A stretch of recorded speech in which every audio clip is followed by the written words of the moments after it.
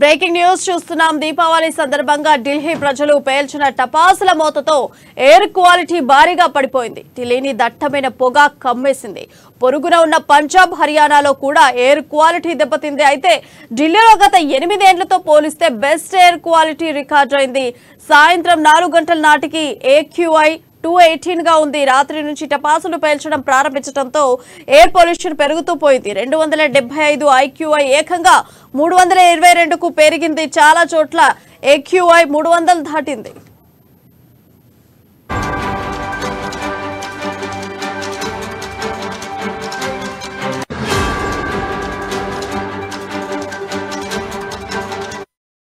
Breaking news చూస్తున్నాం. దివాళీ సందర్భంగా ఢిల్లీ వాసులు పేల్చిన టపాసుల మోతతో ఎయిర్ క్వాలిటీ భారీగా పడిపోయింది. ఢిల్లీని దట్టమైన పొగలు కమ్మేశాయి. పొరుగున ఉన్న పంజాబ్, హర్యానాలో కూడా ఎయిర్ క్వాలిటీ దెబ్బతినింది.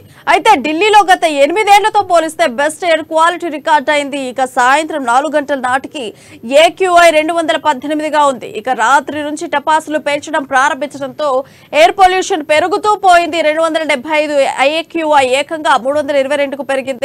చాలా చోట్ల AQI 300 దాటింది.